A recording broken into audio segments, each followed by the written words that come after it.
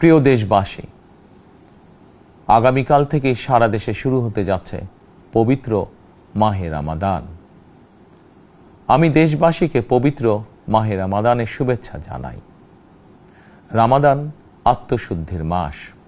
আমরা যদি আত্মশুদ্ধি শব্দটির মর্মার্থ উপলব্ধি করি, তাহলে এই মাসে মানুষের ভোগান্তি বাড়ার কথা নয়।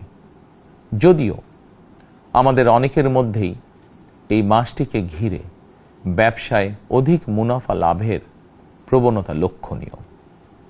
আপনাদের প্রতি আমার বিনীত আহ্বান, রমাদানের পবিত্রতা রক্ষার্থে এই মাসটিকে আপনারা ব্যবসা মুনাফা লাভের মাস হিসাবে পরিগণিত করবেন না। দ্রব্যমূল্য যাতে সাধারণ মানুষের নাগালের বাইরে না যায়, এ ব্যাপারে ব্যবসায়ীরা দয়া করে সতর্ক থাকবেন। হাজারো প্রাণের বিনিময়ে একটি মাফিয়া সিন্ডিকেটের পতন ঘটিয়ে রাষ্ট্র এবং সরকারের জনগণের অধিকার প্রতিষ্ঠার অঙ্গীকার নিয়েই আমরা রাষ্ট্র পরিচালনার দায়িত্ব গ্রহণ করেছি। বিএনপি সরকার সকল ক্ষেত্রেই অনাচার অনিয়মের সকল সিন্ডিকেট ভেঙে দিতে বদ্ধপরিকর ইনশাআল্লাহ। ক্ষুদ্র মাঝারি কিংবা ছোট বড় সকল ব্যবসায়ীদের প্রতি বর্তমান সরকারের দৃষ্টিভঙ্গি সহজ এবং স্পষ্ট। বর্তমান সরকার ব্যবসায়ী এবং ক্রেতা সাধারণ উভয় স্বার্থ রক্ষা করেই প্রয়োজনীয় পদক্ষেপ গ্রহণ করতে চায়।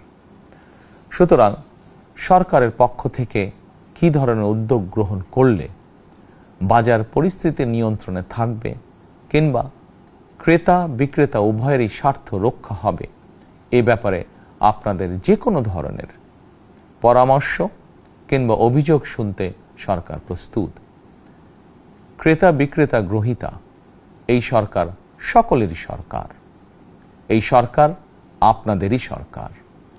প্রিয় দেশবাসী, পবিত্র রমাদান মাসে রোজাদারগণ বিশেষ করে ইফতার, তারাবি, সেহরি এই সময়গুলোতে নিরবিচ্ছিন্নভাবে গ্যাস, পানি ও বিদ্যুৎ সরবরাহ পেতে চান। এই বিষয়টি নিশ্চিত করতে এরই মধ্যে আমি সংশ্লিষ্ট কর্তৃপক্ষকে নির্দেশনা দিয়েছি। অপচয় রোধ করে কৃচ্ছ্রতা সাধন প্রতিটি মুসলমানের ঈমানি দায়িত্ব। অফিস আদালতে বিনা প্রয়োজনে কিংবা প্রয়োজনের অতিরিক্ত গ্যাস, বিদ্যুৎ, পানি খরচের ব্যাপারে সচেতনতা অবলম্বন করাও ইবাদতেরই অংশ বলেই